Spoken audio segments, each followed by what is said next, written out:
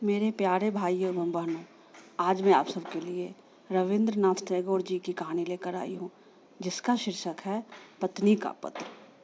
श्री चरण कमलेशु।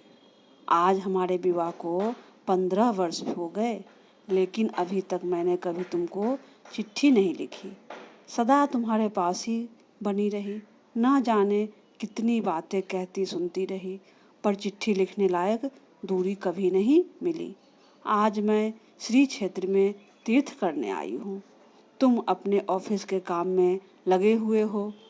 कलकत्ता के साथ तुम्हारा वही संबंध है जो घोंघे के साथ शंख का होता है।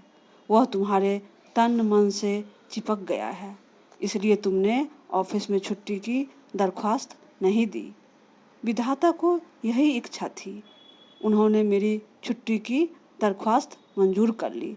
तुम्हारे घर की मझली बहू हूँ, पर आज 15 वर्ष बाद इस समुद्र के किनारे खड़े होकर मैं जान पाई हूँ कि अपने जगत और जगदीश्वर के साथ मेरा एक संबंध और भी है। इसलिए आज साहस करके यह चिट्ठी लिख रही हूँ। इसे तुम अपने घर की मझली बहू की ही चिट्ठी मत समझना। तुम लोगों के साथ मेरे संबंध की बात जिन्होंने मेरे भाग में लिखी थी, उन्हें छोड़कर जब इस संभावना का और किसी को पता न था, उसी शैशव काल में मैं और मेरा भाई एक साथ ही सन्नीपात के ज्वर से पीड़ित हुए थे। भाई तो मारा गया, पर मैं बची रही।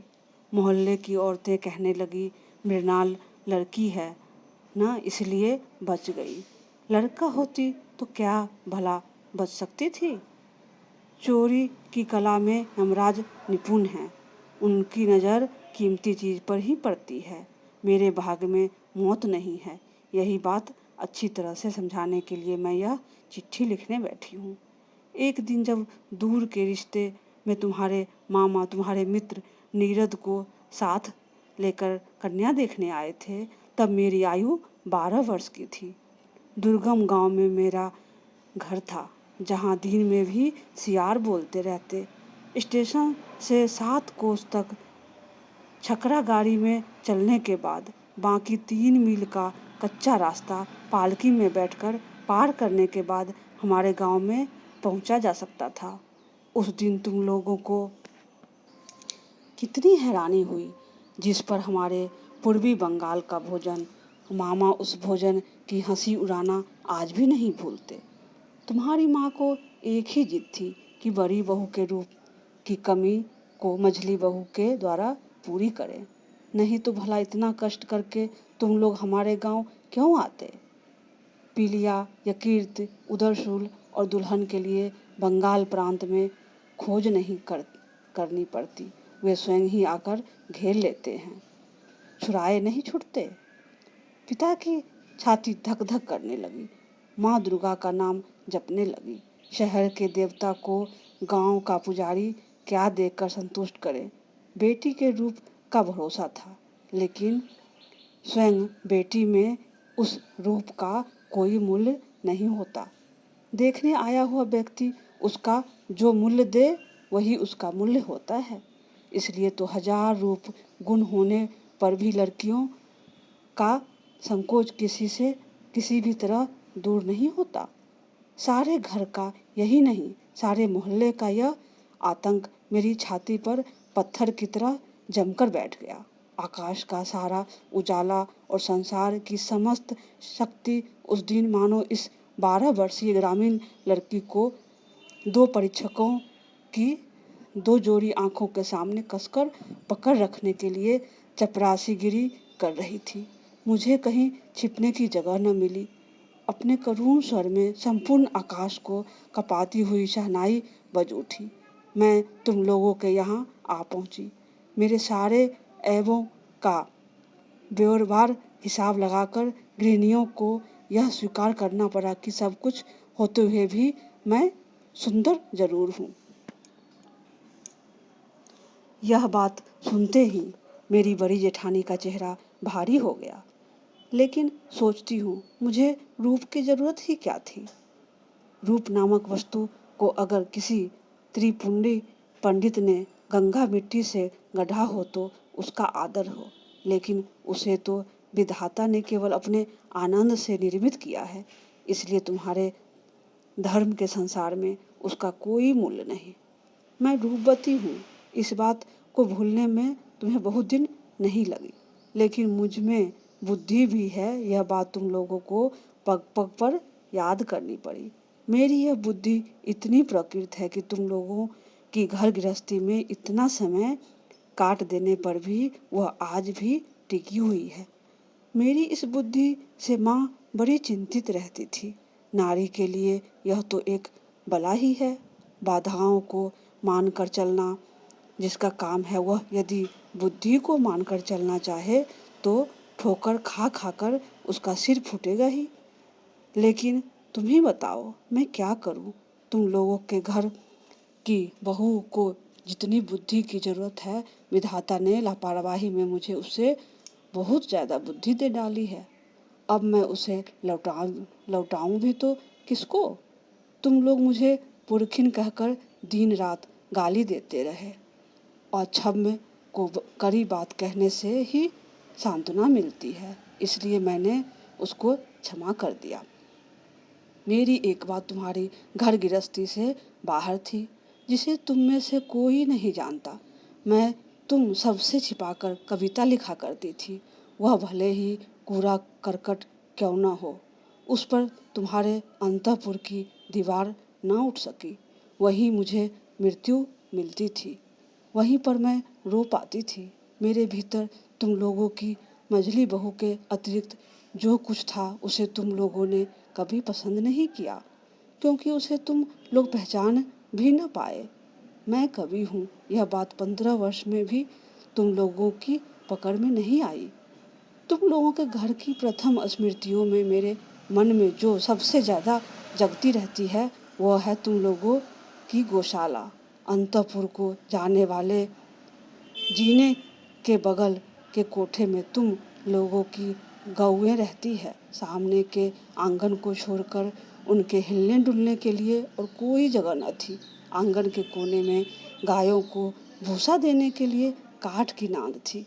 सवेरे नौकर को तरह तरह के काम रहते, इसलिए भूखी गायें नाद के किनारे को चाट चाट कर चबा चबा कर खुरच देती।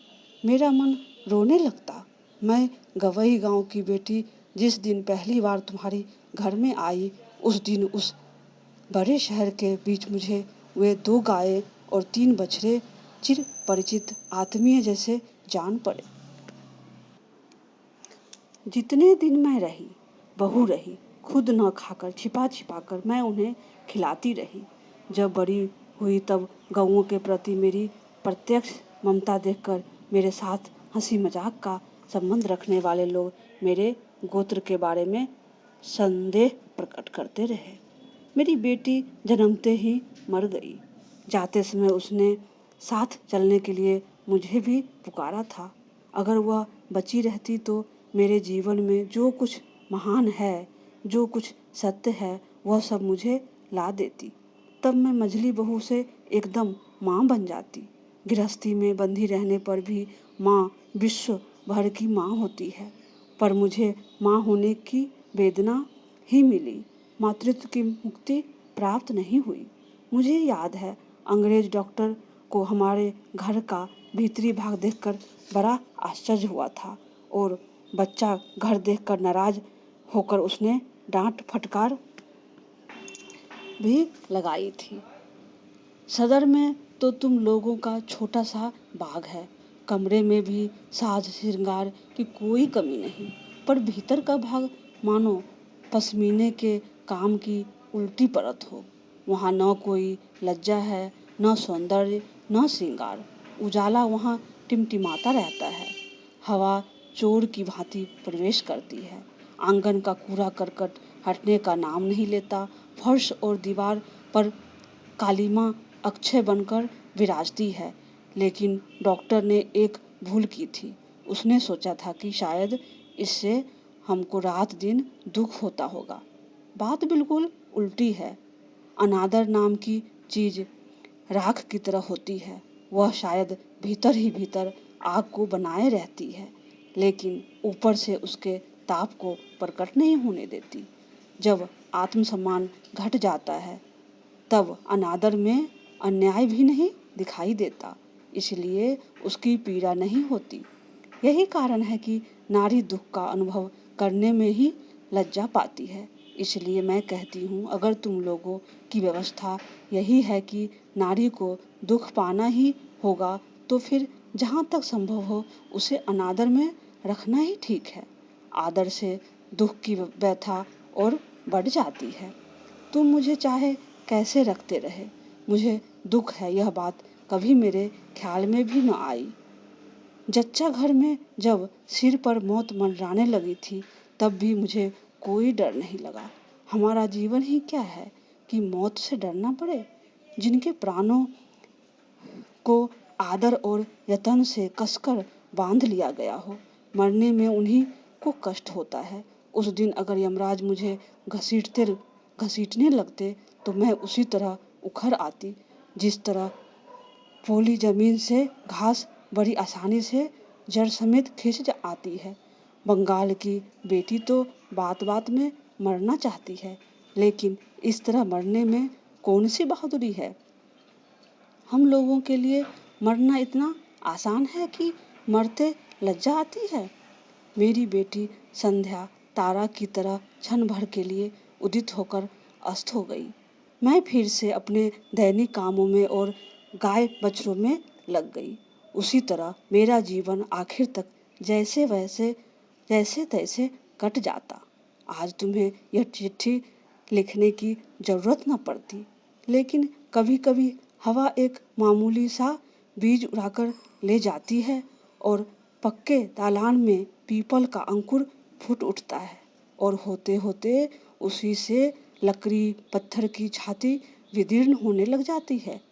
मेरी गृहस्थी की पक्की व्यवस्था में भी जीवन का एक छोटा सा कण न जाने कहाँ से उड़कर आ पड़ा। तभी से दरार शुरू हो गई।